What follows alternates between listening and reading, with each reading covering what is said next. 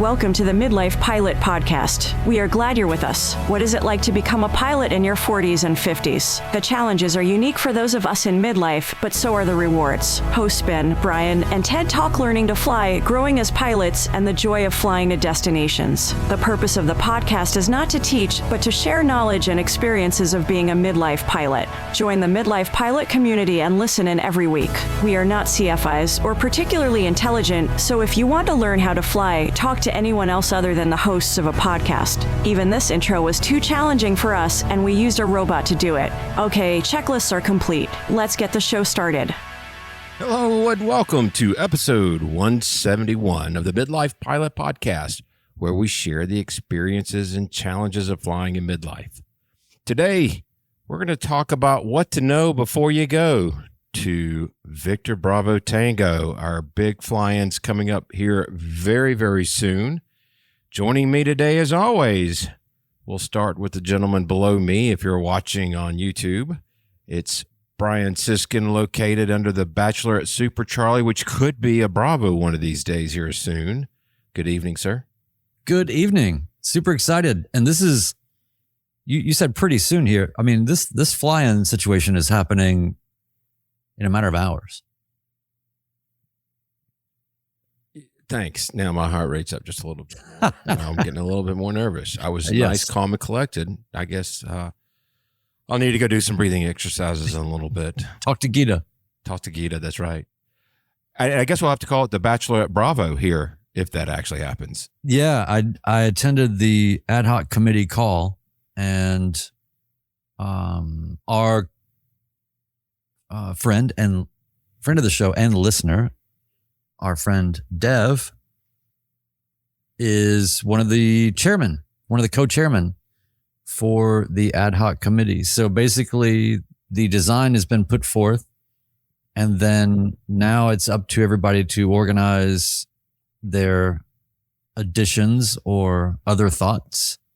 They made it very clear that these are not committee suggestions to be created to dismantle what they've presented, but there's an opportunity there to do more or to fine tune some things. It's a really interesting process, really interesting call to be on, and there was also AOPA support, and they have been around the block on some of these things that have happened in the past, and they know how these committees can function well and how these committees cannot function or maybe paint themselves into a corner.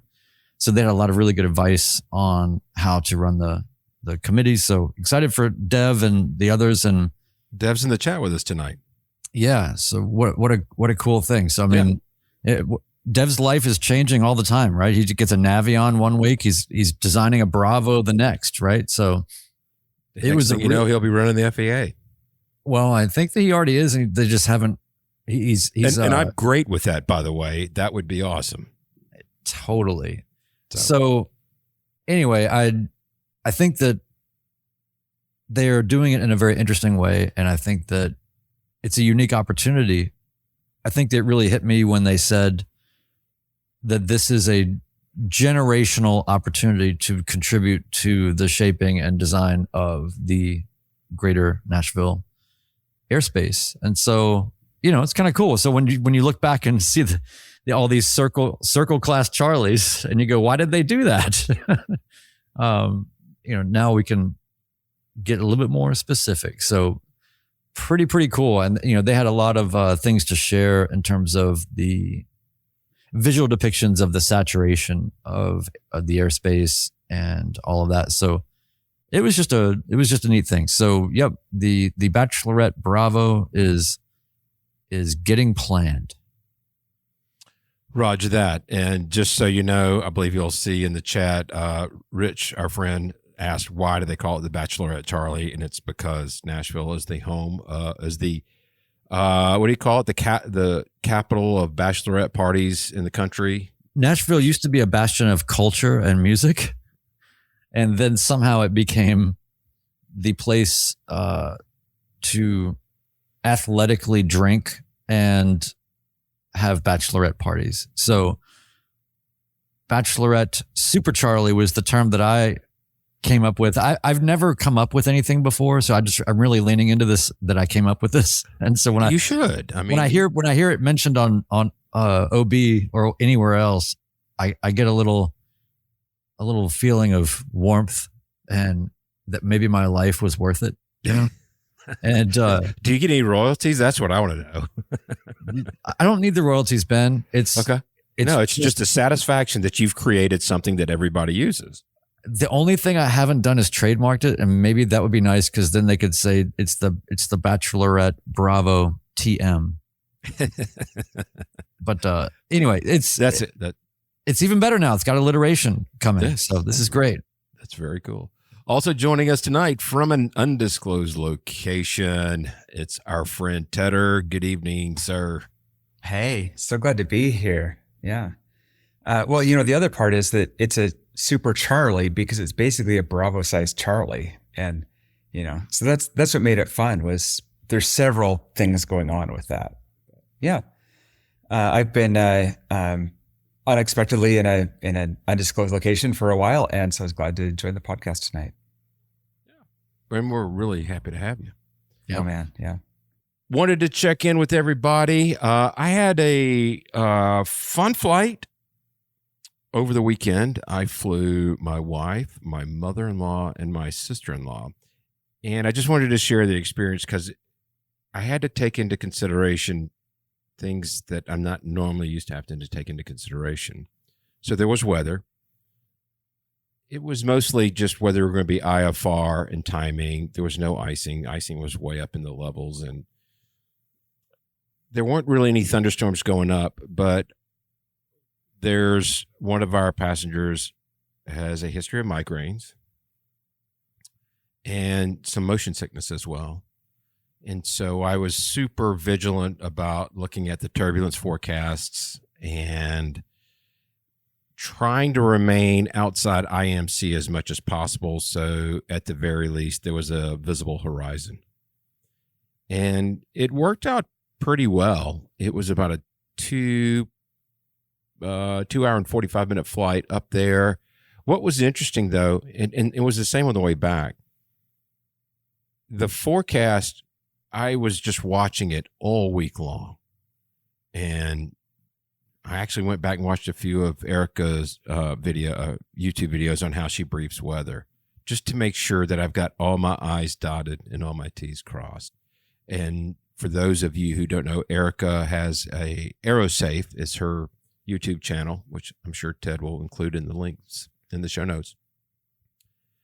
But it really panned out exactly as forecasted going up there. On the way back, the only difference was the headwind actually wasn't as strong as they had they had forecasted.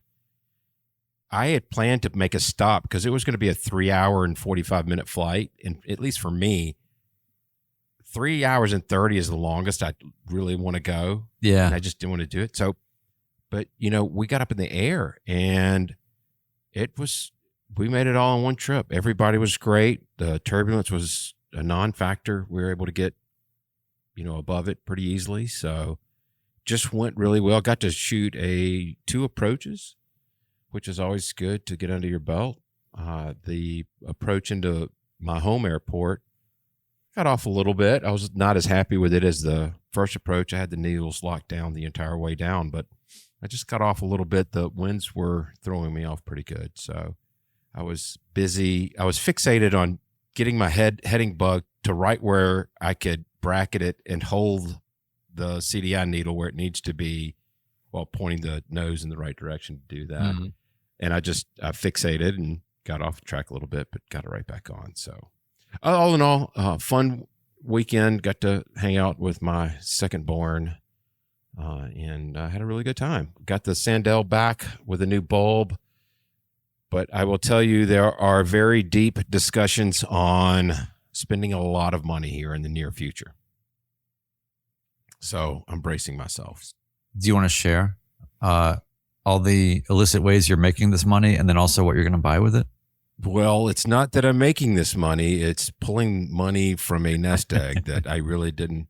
This was actually in my engine reserve. I've been putting money aside to pay my pro rata share of an overhaul, and we're tapping into that. So it is, I'm kind of walking on a tightrope right now. So we'll see what happens.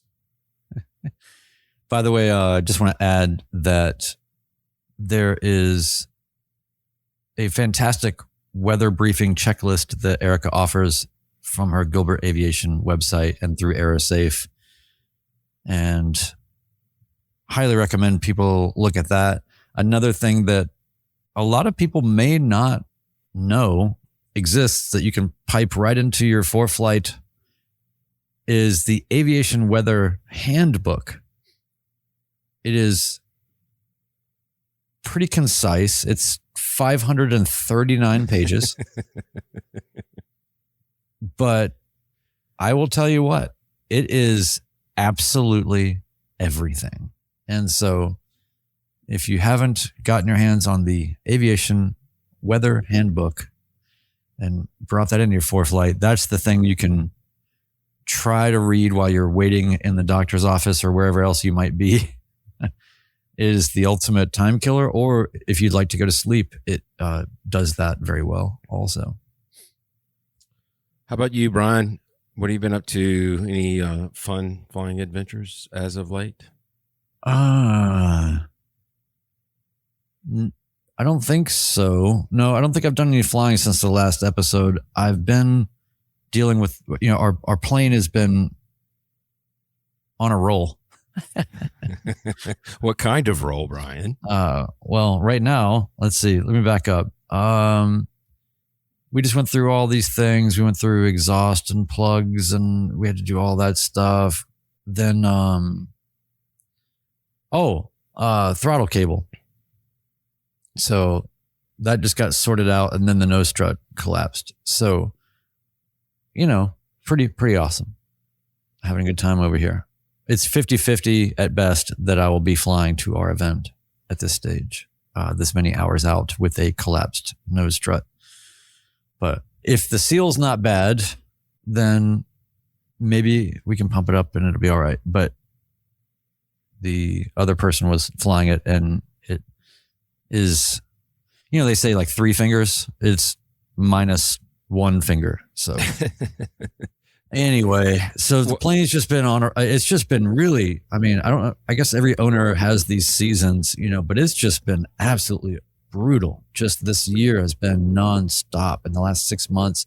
I don't even know how I got my instrument training done and the check ride and all of that. It's just been awful. So the plane's been so good for such long stretches, but boy, we are paying for it now. And this is all right. Our annual's coming up in a few weeks. So, no, you said that it normally is 3 fingers. Now it's basically down to 1 finger, but which finger is it is the question. Yeah. The middle finger. Yeah. So not a lot of flying or anything, but, I've spent some quality time with our mechanic, and that's always nice. He said that he was the new recipient of the Charles Taylor Award. And I didn't know what that was. So then I felt especially bad when my immediate response wasn't wildly impressed.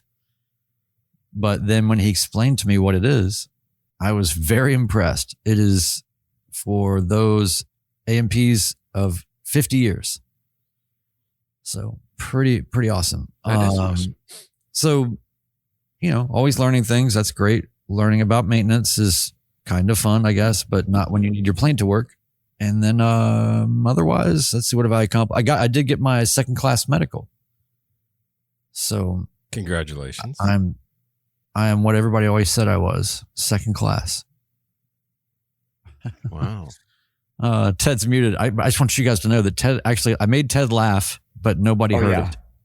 Yes. It's like if Ted laughs and nobody's there to hear it. Did it really exactly. happen? Yeah. But anyway, so that's really it for me. I've been studying commercial otherwise and getting ready for training after this event, assuming that the plane ever works again. I feel your pain. I'm busy building hours, and we're about to go into annual after the Thaden invasion. And then after that, maybe possibly some new instruments in the airplane, which could go down for another couple of weeks. So we will see. I'll need to come up with a alternative method of keeping some time going. But see, this is why I have 2 cars. I wish that I could have 2 airplanes, because because one's got to be in the shop at all times. Ugh. It's 2 planes for twice the expense. I mean, why not? Sounds good to me.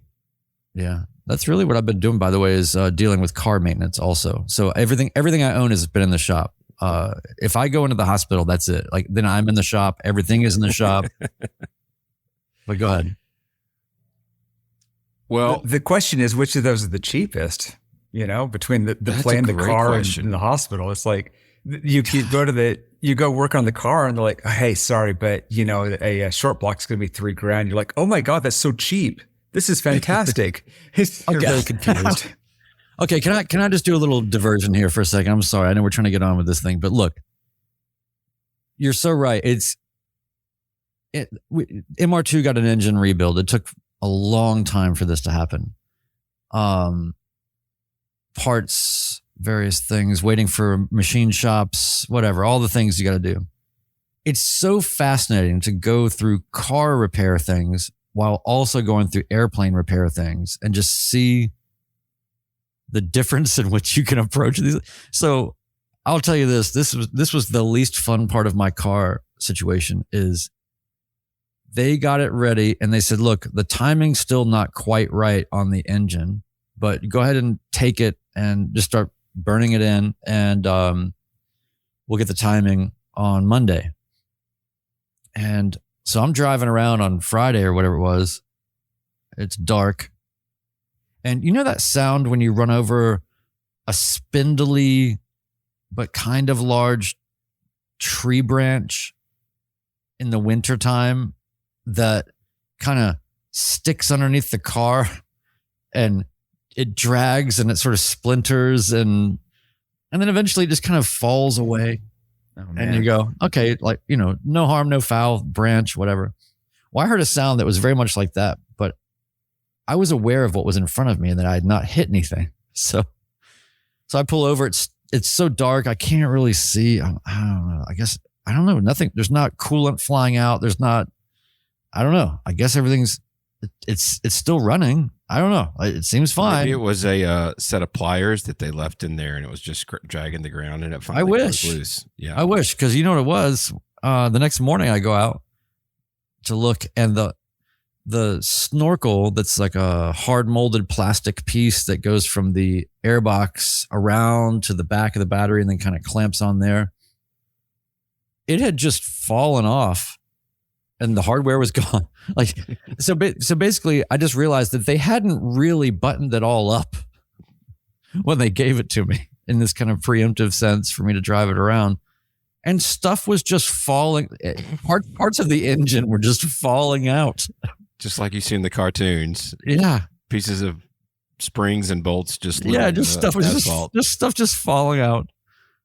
It turned out it was all innocuous, and the one piece that comes up from the heat riser to that snorkel, I really was thinking that it had fallen out because it was missing.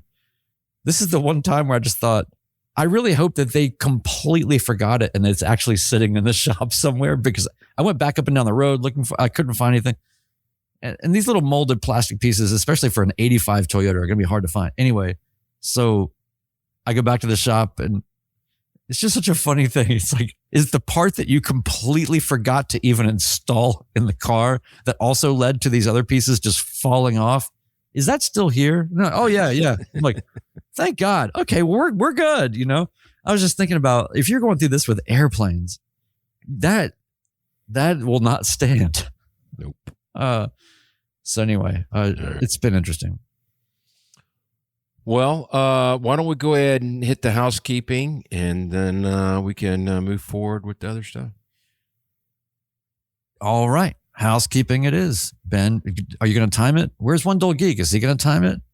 Let's not time it. You just do your thing, man. We're here to relax. We've got a big event coming up. Yeah. I want to know what we're up to. Just go ahead and, let's go chill mode this one. All right. You ready? I'm ready. Join our Patreon communities. Join our Patreon community and help us keep the Midlife Pilot podcast ad-free. Your support makes the show possible, and every membership level gets you into our incredibly active Discord community. Our Landomatic members at just $1 a month, that's 25 cents per episode, get access to the community level Discord channels where pilots connect, share experiences, and support each other. At the Hershey Bar level and above, you'll unlock patron channels with expanded access to discussions on instrument rating, instrument training, plane ownership, flight debriefs, safety, career changes, plus exclusive behind-the-scenes content, extended interviews, and deeper conversations we can't share anywhere else. At the caps available level, you'll get into our Podcast Insiders channel where you can see how the show gets made. Plus, 10% of every dollar goes directly to Freedom Aviation Network's anti-human trafficking efforts. For everything Midlife Pilot Podcast, just support us on Patreon, send feedback, grab merch, check out event info, read our blog, and more. Visit midlifepilotpodcast.com. And if you're enjoying the show, leave a 5-star review on Apple Podcasts. We'll read it on the air. Then hit subscribe or follow in your podcast app so you never miss an episode. It really helps other midlife pilots find us. Thanks. All right, see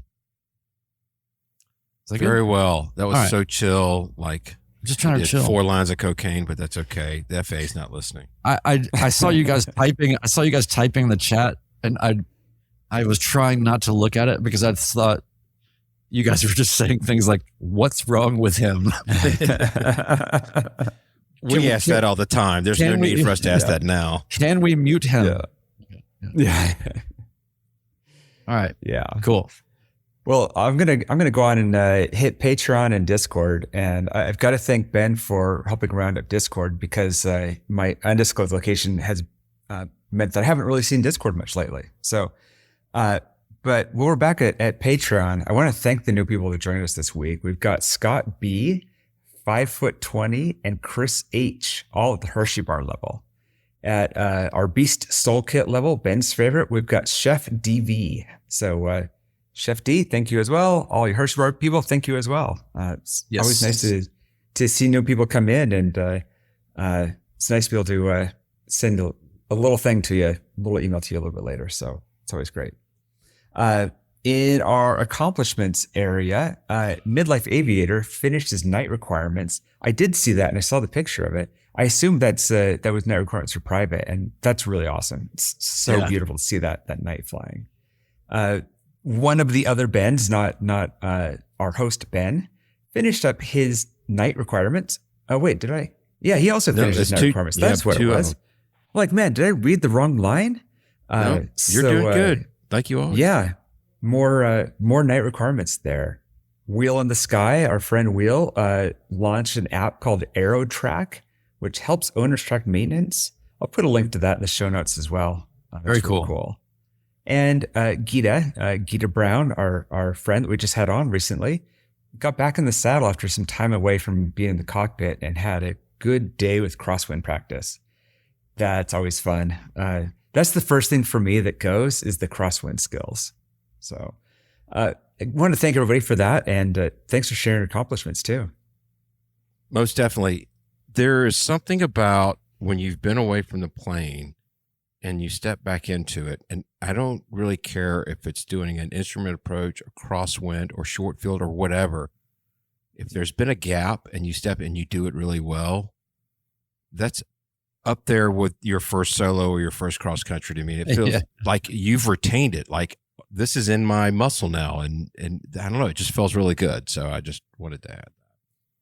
Well, speaking of feeling really good, yeah, Lord Alpha Julia has entered the chat, and I was curious if the audio clip was ready yet, and maybe we could just go ahead and send that one. Let's do it. Yeah. All right, let's do it. Hey guys, doing a little audio feedback. Haven't done that in a little while, so I just wanted to say hello and tell you about a cool experience we had today. I got to fly with Captain Jeff. Took the old 182 up, did a little skyline tour, went and toured around Allatoona Lake. Some of you guys may know the stories, or my reputation, you might say, but this may surprise some of you. We had to do some bird avoidance maneuvers, somewhat dramatic this time. Actually, Jeff has some comments on that. Yeah, all of a sudden, I really wasn't paying close attention, apparently. And the airplane went into quite a extreme bank angle and pulled some G-forces And you know, guys, I haven't pulled G's in quite a number of years. I was an instructor pilot in the Air Force in the T-37, and I'm used to pulling a lot of G's. I'm sure that was nothing close to that.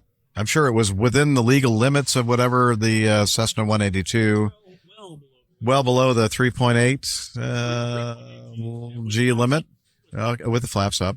But I have to say, I was impressed by Alpha Juliet's airmanship.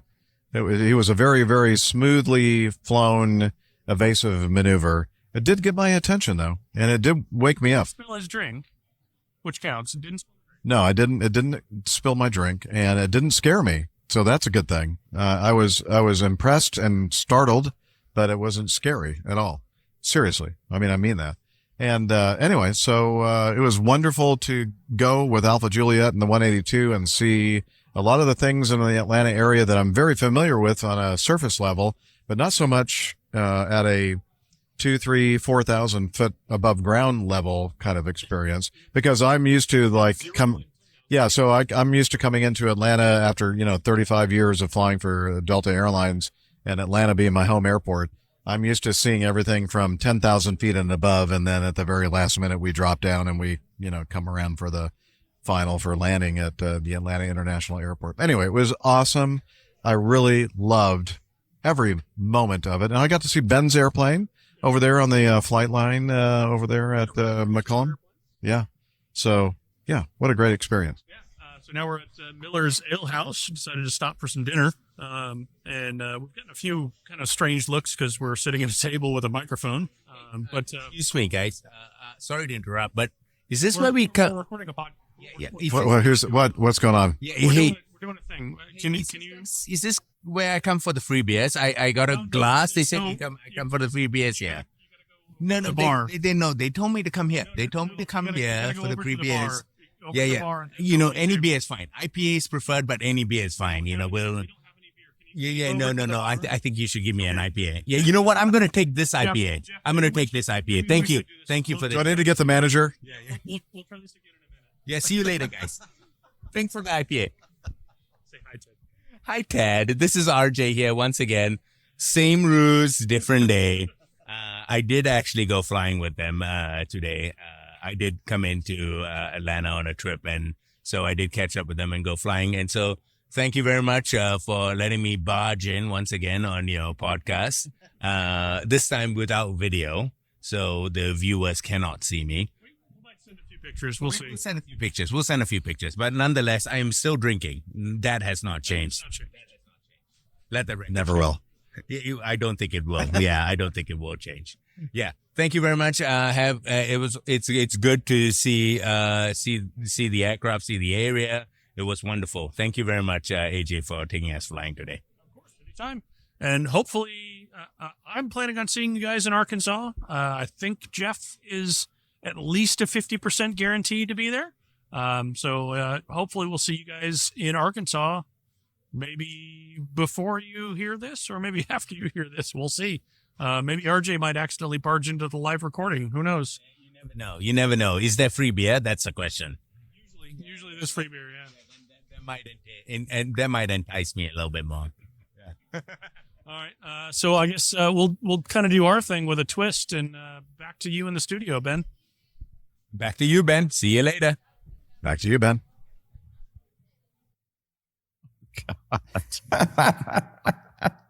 So I just have to say, I was not expecting my mortal enemy RJ to be in there. Nobody warned me that was coming. That was on purpose. And just for context for everybody in the chat and also for our audio listeners out there, we had an episode where Ted was at Oshkosh and he was recording. He was at his airplane, and AJ and Captain Jeff, who is from the Airline Pilot Guy podcast, a great friend, and it's a great podcast. And then RJ was there and was just kind of sneaking in and out and kind of interrupting everything. So they felt like they needed to recreate that event.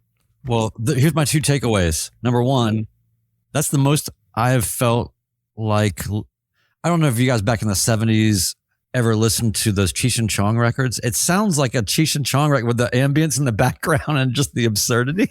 Yeah. Yes. Yes. It reminded me of one of those Cheech and Chong records. And then the other thing I wanted to say is, also, how did my mom ever allow those records to happen in our house? Anyway, so there's that. And then also, I like how Lord Alpha Juliet has worked out this thing. Bob Hoover is famous for the, aileron roll, pouring the iced tea, not spilling.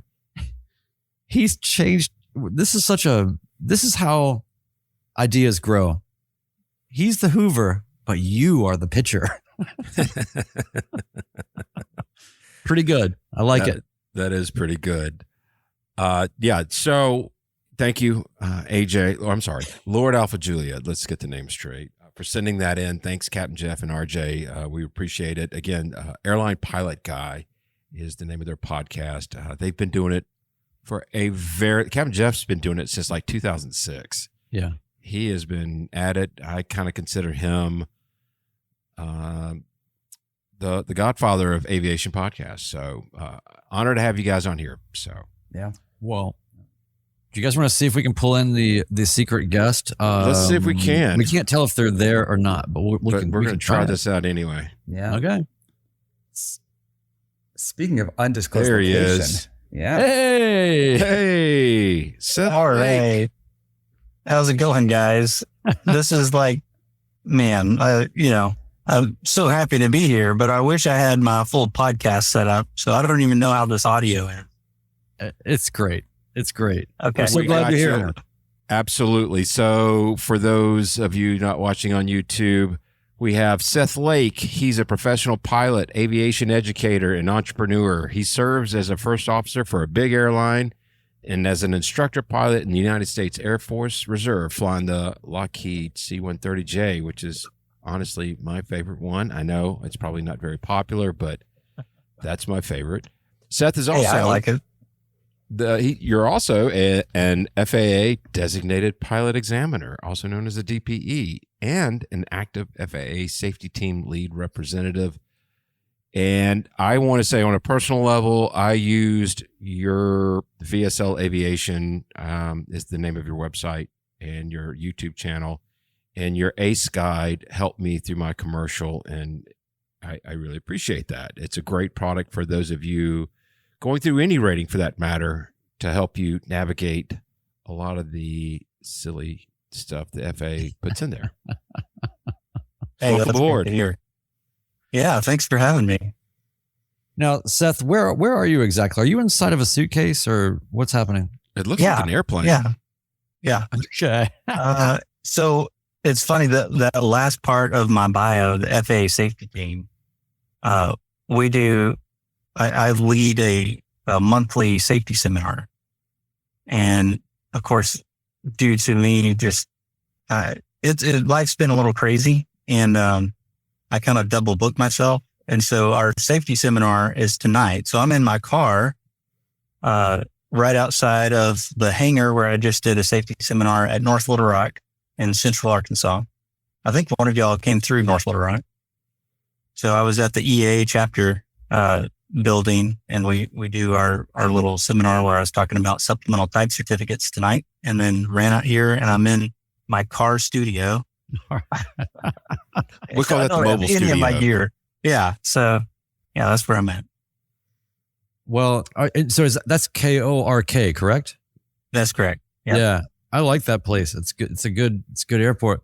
So we've got a few things we want to run through really quickly with you. You're coming in a little bit on the later end, which is fine. We don't have nobody's parents are telling us how long we can go or not. But Ben starts to get tired is what happened. Yeah. I mean, I'm the elder of the threesome. So yeah. Once you start to see Ben nodding off, that's generally how we sign off. But no, so we have several questions, and I want you obviously to speak to those who are coming that way.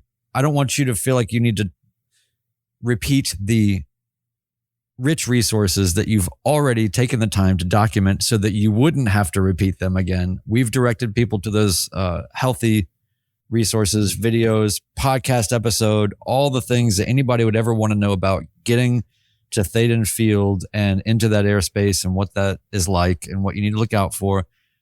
The particulars have already been sussed out. So please don't feel like you need to kind of go back into the weeds with all of that unless there's some new wrinkle or something. But first, before we get into even the Thaden piece of it, I just wanted to ask you a really lightweight intro question.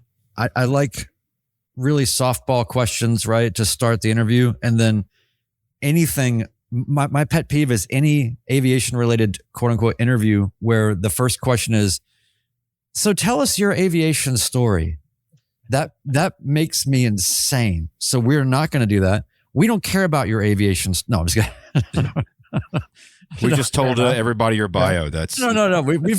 Your aviation story is well documented and people can go find all that.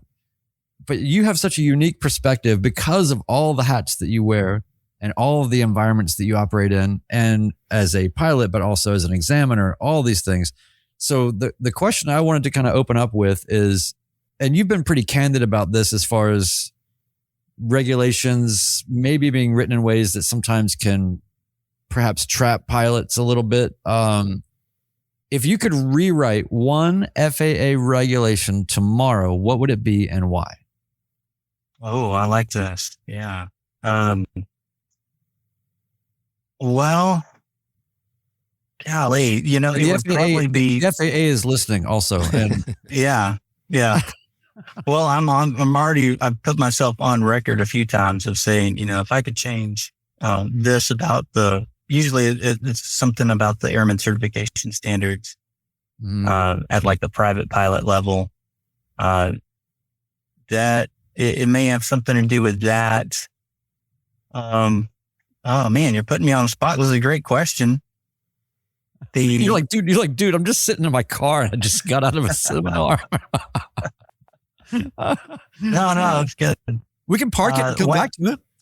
No, one thing that comes to mind is with the private pilot check ride, there's an emergency descent. And if I could change one rule, that would be the first one that I would pull out. I would not make a private pilot do an emergency descent. And because what I've noticed on check rides time and time again is that it's turned into like a panic maneuver of let's get on the ground as fast as possible. And the examples of where you would need to do that in the real world are just exceedingly rare at the private pilot level. An emergency descent is totally something I would expect you to do in a pressurized aircraft after a rapid decompression. Completely agree on that. The one place where I might do an emergency descent in a small unpressurized airplane is maybe a cabin fire of some sort, but that is such a niche event. And I don't even know that that's the right answer to do even then, so what winds up happening is these student pilots, they think an emergency descent is something they need to do for any emergency. And so they have some sort of emergency and we start diving at the ground, and there's every bit of altitude you give up limits your options. And so the right thing to do is just continue flying the airplane, maintain aircraft control, analyze the situation, take appropriate action. And that's all you should be doing. And it's not diving at the ground. So that'll be my answer for tonight. So how cool would it be if you had a private pilot candidate that came to you for a check ride and you're saying, okay, it's ACS time for the emergency descent, and you're in the back of your brain, you're just going, oh gosh, and then they go into this insane dive, but they're talking through it the whole time and saying, by the way, this is a fledgling incident. The odds of this actually happening are so slim. If this were an actual cabin depressurization, this is not a pressurized aircraft. I would never do this in real life. Yeah, I'd be like, recover. You're great. Let's go back to the airport. You pass. Yeah. Pro tip. Yep. I've got to say that my kind of rule to the DPE, and I plan to continue this forward, is simulated emergencies only. Don't say, hey, do you think you smell electrical, smoke? Like, no. indicate if this is a simulation or not. I don't want any of this, anxiety, confusion here of what game you're playing. And every single check ride I give, we cover that in the pre-brief. I say, all the emergencies that I give you, I will preface with the word simulate. So if anything happens, anything weird happens, and you haven't heard me say simulate, then that's a real thing happening, and we need to talk about it. I love it. So, I've had an airplane catch fire on the ground during a check ride. I've lost an engine on an instrument check ride right after takeoff. Let's see what else has happened. In several multi-engine check rides where we couldn't restart the engine. And there was there was an Air Force check ride that I was taking where we had this major avionics failure. And I was actually taking the check ride in this case. And it wasn't like a huge avionics failure. Basically, it was like we were getting jammed. Our GPS is getting jammed. And I continued the flight, and we wound up doing an airdrop. And I thought the evaluator, who is an old friend of mine, was like, he's like, oh, I'm going to give Seth a hard time here. And when we got back to debrief, that's when I figured out that, no, that was an actual failure. And he's like, oh, you're handling it fine. So I just let it go. But that's a rule we have in the Air Force, is to make sure you preface everything with the word simulate. Very cool. So I wanted to continue with the theme because we don't get DPEs on very often, but on check rides, and this is really for the midlife pilot who has a lot to lose. Our listeners tend to be older and more analytical and frankly more anxious in check rides than a 22-year-old who doesn't know what they don't know yet. Does that self-awareness actually help or hurt them when they sit across from you? Oh, it helps for sure. I mean, I think having that, the higher maturity level, if anything, and just more life experience, I think it helps. There's an intimidation factor of, I'm getting older. I'm in midlife now myself. And so I'm giving check rides to kids that are younger or that are like the same age as my kids. Right. And so I think there's that level of intimidation there too, that just makes, communicating is, in fact, I'm just doing a podcast on this. Communication is hard. It's something that you need to practice, with repetition. And so just living life and communicating, the older you are, the better you are at that. And so when it comes time for a check ride, you're just better at communicating. So I think that's a benefit. And then I also love owner check rides. I really like when I'm sitting down with somebody that owns the airplane. I feel like that's, I just enjoy those types of check rides more because I feel like they've got a better handle on, literal ownership, but also the kind of the figuratively of owning their training, and they've got a mission in mind. And, it's a lot easier to break the ice because we can say, hey, what'd you do in your previous career? Oh, that's cool. Here's my experience with that. So the FAA tells us to do that. In fact, to try to make small talk is what they say. And, I don't have as much in common with the younger generation to make that small talk. So you don't say, bruh. It was epic. Yeah. 6'7". Yeah. Yeah. We're going to do this check ride. No cap, Oh gosh. This multi-check ride, low key engine failure. Yeah. Is there, you mentioned having an engine fire on the ground, and that was a check ride? Well, it was a electrical fire. Electrical fire. That was a check ride. Yeah. Gosh. And real quick, the funny thing behind that is everybody really does a good pre-flight on a check ride, because they worried, oh, I'm on a check ride, so I really need to do this flight control check. So this guy, he goes to full range of the 172, which is fine. But it's funny because it's self-critiquing that I knew he'd never done that before, because what had happened is there was a loose wire behind the control sprocket. So when he did that full motion, it got bound up in that sprocket and melted off about 4 feet of wire shielding, and just billowed up, you know. And he did a great job. He shut down the plane and we got out of it. It was sitting there at the end of the runway in the run-up area. And so, yeah, after doing some research there, we saw what had happened. So like, yeah, you really did that control check. What did they say? Don't do anything dumb, different, or dangerous. Yeah. Well, so the reason why I even brought that up is funny that that's actually what happened, because that even more so helps my segue that I was building here. So thank you for that. You are attending the Midlife Pilot Podcast Thaden Invasion event that's coming up. I don't know. Is it this week? Yeah, it's this week. Yeah. That's right. So, by the way, thank you so much for being kind enough to join us, not only just to hang out. I mean, we did put the whole event on your front porch. So, I mean, it's kind of the least you can do. I mean, but I'm not saying like you're going out of your way. I mean, but no, I'm just kidding. No, your time is valuable. We really appreciate you coming. But even further, one of the things we always wanted, as these events that we've been doing kind of grow, we've been wanting to find a way to add some value to it that is not just hanging out, even though hanging out is awesome, but maybe there's a little bit of learning or sanctioned learning that could go on. And we are not the people to offer that. Although, you know, I mean, I am a certified ground instructor, but let's just keep myself in check here. So, you are offering an enhanced pre-flight safety seminar for wings credit at Thaden Field. And I believe, Ben, we're having this in the exhibition hall. That's correct.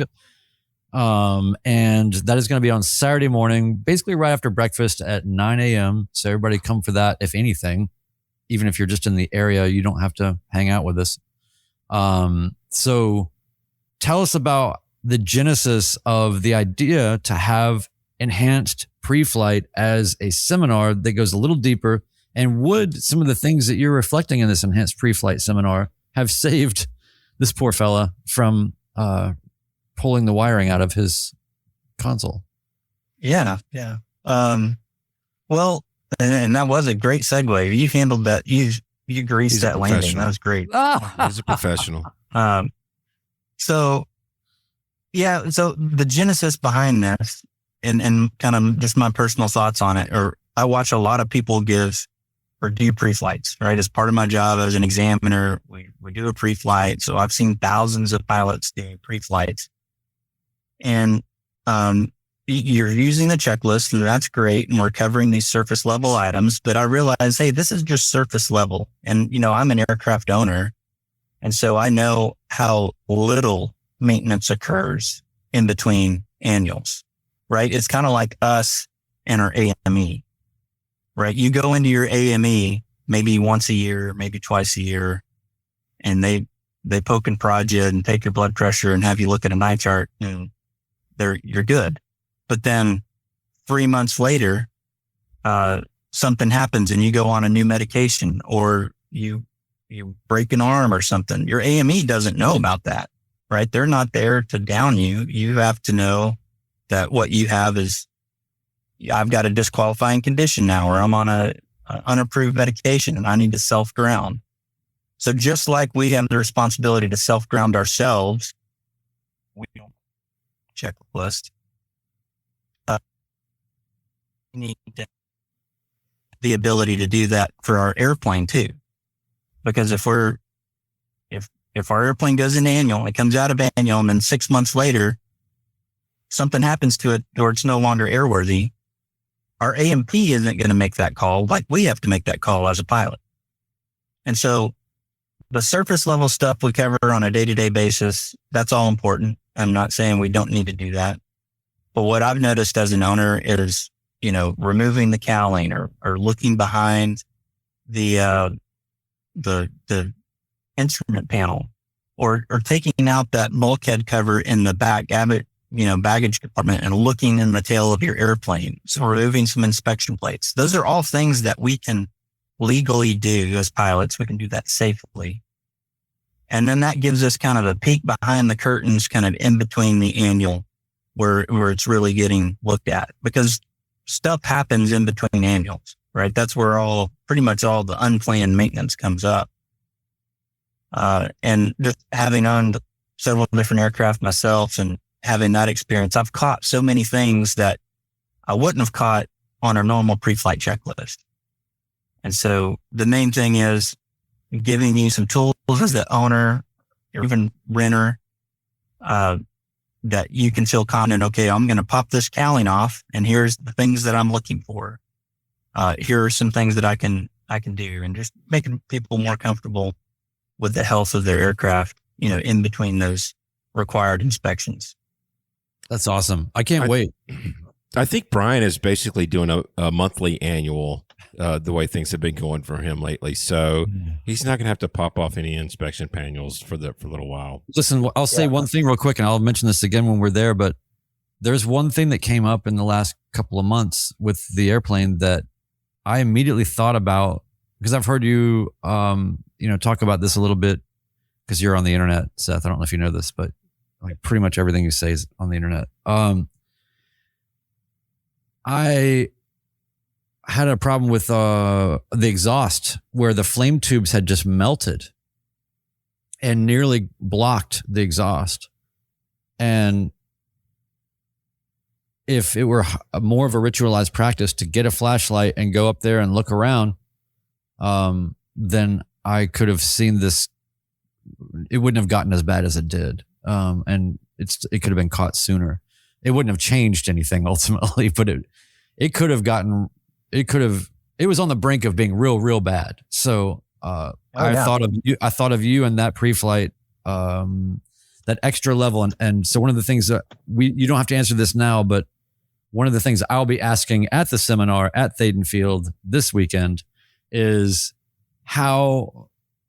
what is some common guidance that you might offer on how to ritualize that and to weave that in? Because it obviously is enhanced. It's not all the time.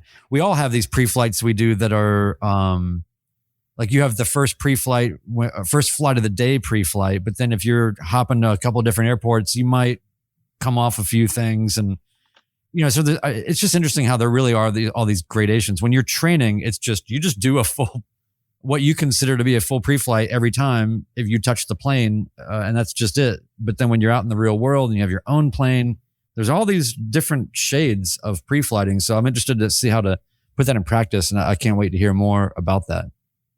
Yeah. Yeah. I think it's this type, and I could just call it an enhanced pre-flight. So it's something I do myself if I've got, if I'm on that family vacation where I'm going to be away from my normal maintenance. That's a time where I would do that. We're going to talk about,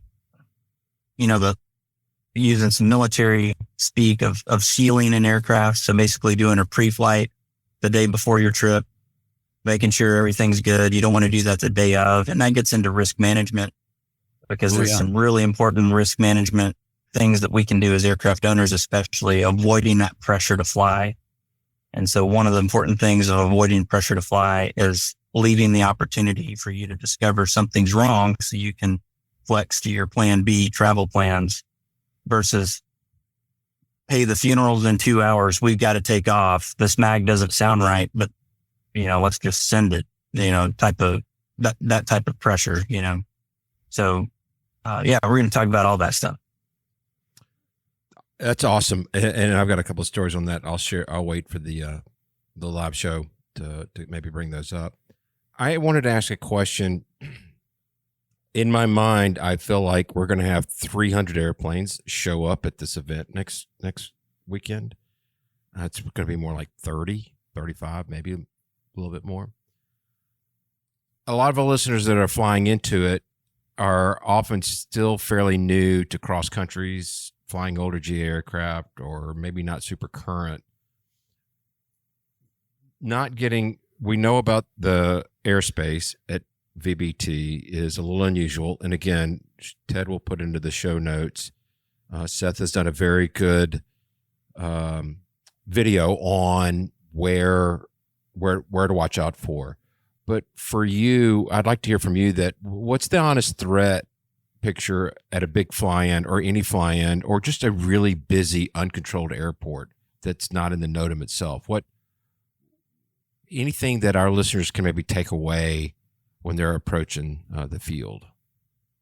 So you want to have kind of chair flown that arrival process. So first of all, really critical that you use flight following. That is in some complex airspace. There are ways to thread the needle. And it's literally like threading a needle where you have less than a quarter mile in some places between airspaces. So you can't legally do it. I wouldn't recommend trying it. So flight following is key. And then, chair fly an arrival abort procedure. So wherever you're coming from, I want you to sit back and think about, how am I going to successfully abort this arrival? And what am I going to say to ATC to do that? What's the safest way for me to do? Am I going to turn left? Am I going to turn right? Am I going to do a 180? Am I going to do a 90?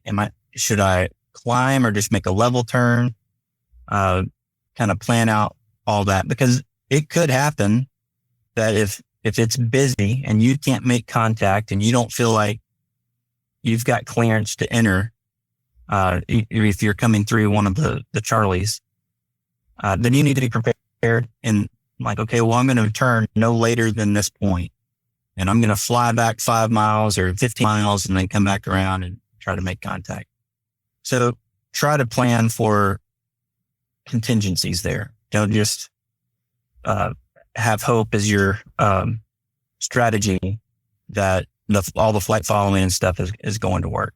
So that would be, flight following, and then plan how are you going to abort this. And don't be afraid to do that, right?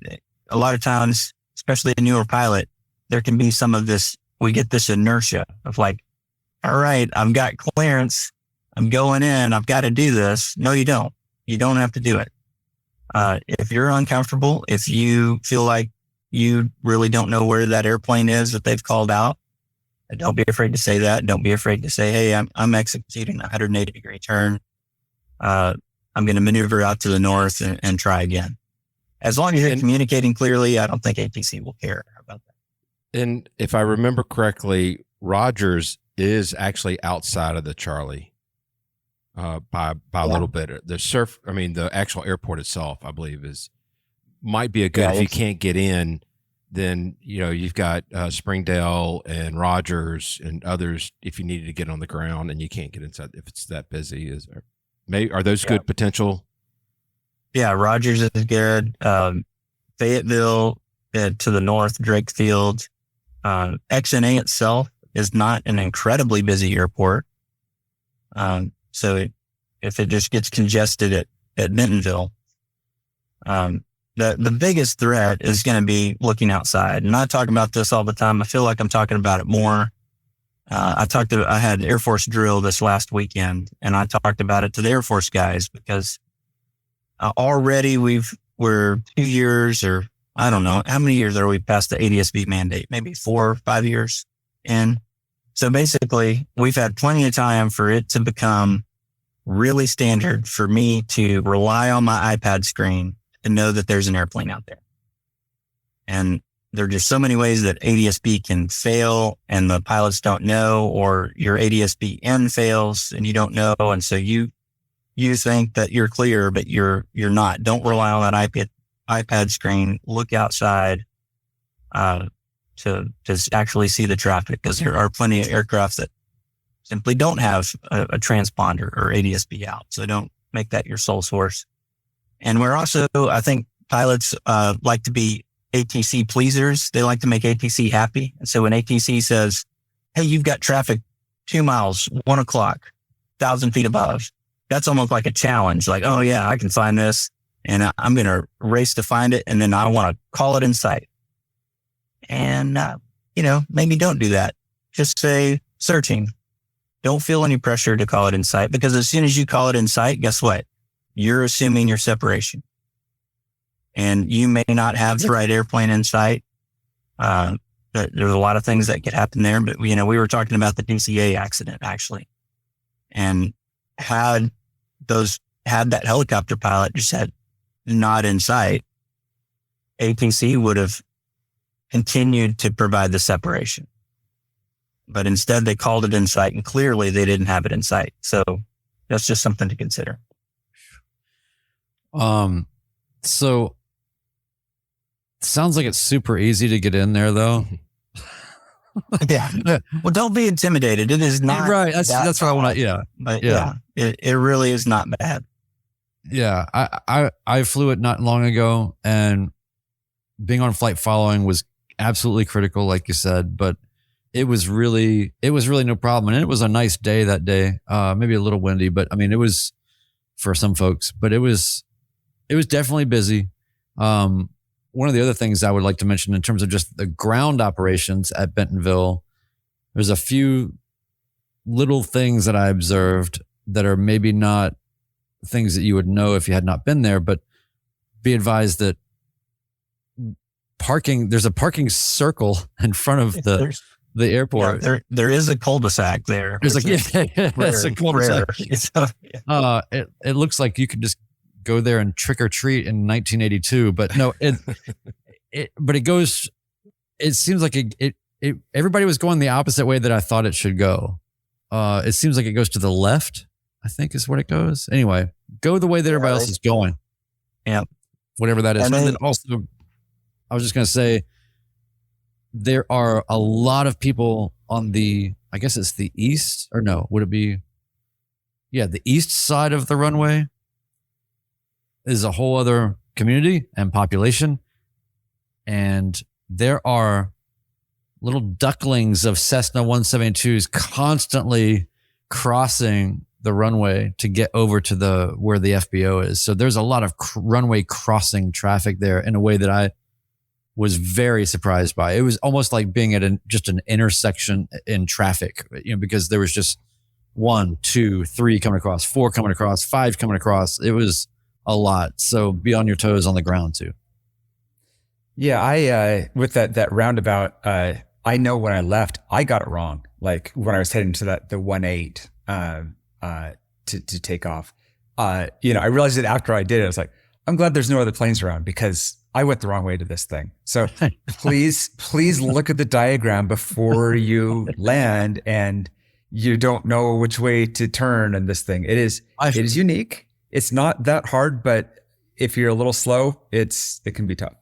My favorite thing about the design is that, for instance, when we were sitting in the airplane and the outer rim of this circle in front of the FBO facing towards the center of the circle, and 2, I guess they were, wheels up jets or something, were coming around, you get to enjoy, nobody's absolved of jet blast. It gets everybody equally all the way around the whole circle. So, non-discriminatory jet blast. Yeah, everybody gets some. It's perfect. Yeah. Hey, by the way, I want to say, Seth, thank you so much for everything that you've done to help me pass my instrument check ride that you didn't know about. And your resources on commercial are helping me so much. Also, there's so many things that you've gone so much deeper on that have helped me in just the littlest, most interesting kind of ways. But just earlier on the show, I don't know if you heard this, but I was telling people about the aviation weather handbook or whatever it is, right? There's also, you were talking about risk management. There's a risk management handbook that you can pull into your ForeFlight. And there's a whole bunch of other really cool stuff that you can pull into your ForeFlight. And Seth Lake has an incredible video that is basically like a ForeFlight resources type of video. And he goes through and shows you all of the rich tapestry of documents and things that you can have already loaded up in your ForeFlight. A lot of these documents and things I didn't even know existed. So thank you for that. Yeah, it's surprising how many. Yeah, the FAA puts out a lot of information, and it's shocking how much stuff is out there. So I'm doing my best to try to help pilots at least know about it, and then, like with the ACE Guide, help organize it to make it easier to use. And put it in a manner which we can actually understand it. Tonight I just did a seminar on STCs. So we covered STCs, approved model lists, instructions for continued airworthiness, airplane flight manual supplements, and master drawing lists. And all of those are things that you probably need to know about, at least have a working knowledge of as an aircraft owner. And it's something a lot of aircraft owners don't have a working knowledge of.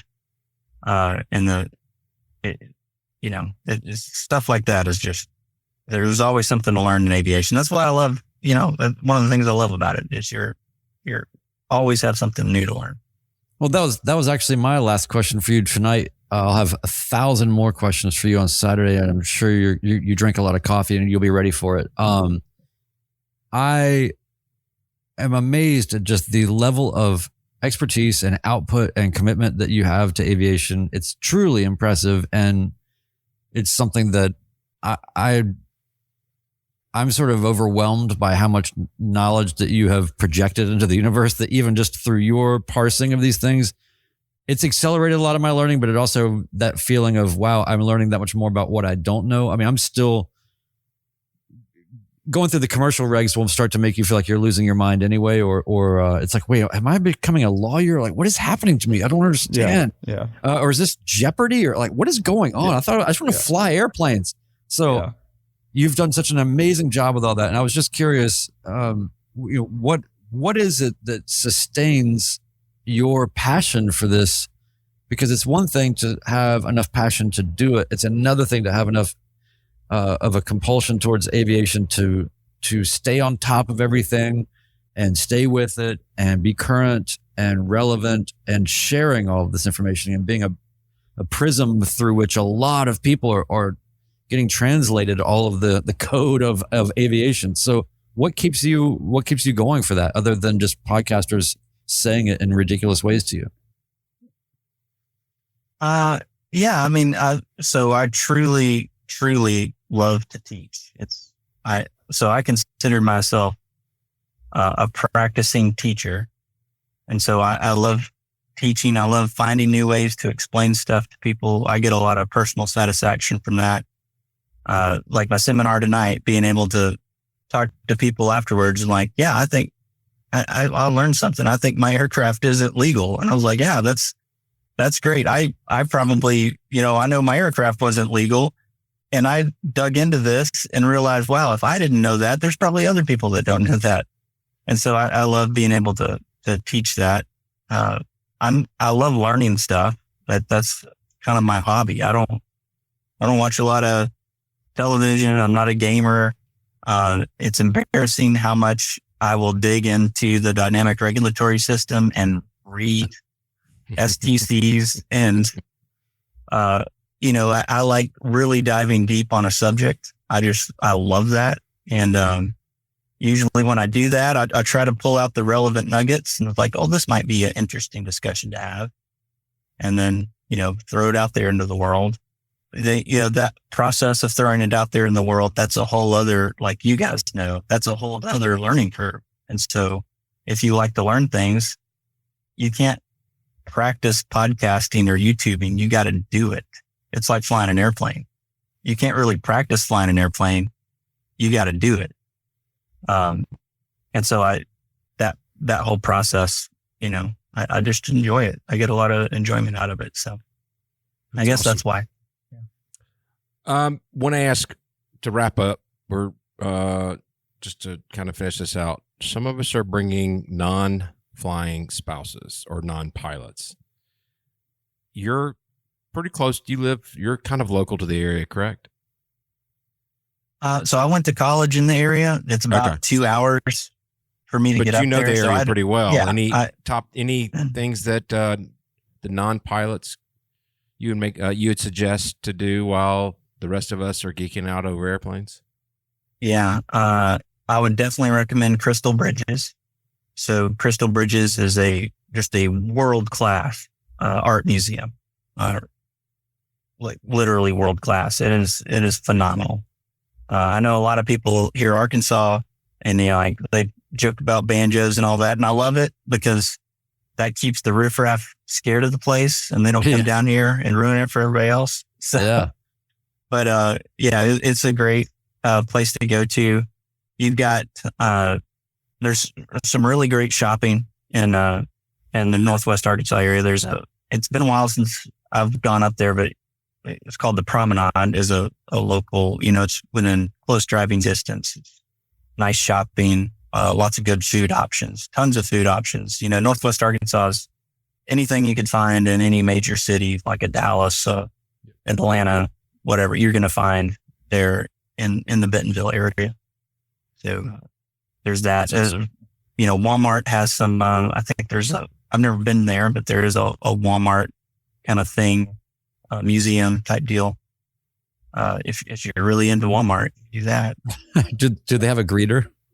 Yeah. I walked through that in about 10 minutes. But also in that area is Onyx Coffee Lab, which is very premium coffee experience. Yeah. I think there's also a climbing gym right outside the property of the airport. So that indoor climbing is cool. We know that area is world famous for mountain biking as well. So I'm sure there'll be some people bringing their mountain bikes biking is another world-class thing. Not too far to drive, and you can actually fly there if you are interested in doing backcountry. But the Buffalo National River, one of the prettiest places in the world, in my opinion. And that's within good driving distance, a lot of good day hikes that are out there on the Buffalo National River. I'm bringing my fly rod, so that may be in the cards for me. So what you're saying is you don't have an ACS for non-flying spouses. I do. I call it a pinch hitters course. Yeah. And so a pinch hitter, you've probably heard of that before, of going with non-flying significant others and basically teaching them the basics of here's what to happen should the worst occur and you're left flying the airplane. Here's how you do it. Here's how you walk away from it. Yep. That's awesome. I have a pinch hitter course as well for my plane. It's turn off the ignition and pull the chute. So yeah, it's a lot easier to teach that course in a ballistic, a BRS equipped aircraft for sure. Or auto land, Nowadays, yeah. Yeah, seriously. I think I should just put an auto land button in the plane just so that it breeds confidence. Yeah. But basically it's just the autopilot level. But yeah, anyway. I have a lot of other bad ideas. I also have a toggle switch for what was the thing that Barry gave us? I have a chemtrails switch. Yep. So that's cool. By the way, Barry, Checkmate Barry, is going to be leaving for everybody. What? So not only did he send me a pretty big size goodie bag, but he's also sponsoring the lounge, access to the lounge all weekend long. Checkmate Aviation is his company. They're probably the most prolific checklist that you'll see in aircraft. He's done a complete redesign on many, many models. He has given us a stack of safety briefing cards.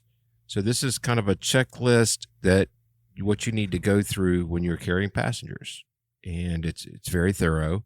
And then there's also an IFR checklist that goes through all the different phases of flight and kind of helps you stay ahead of the plane.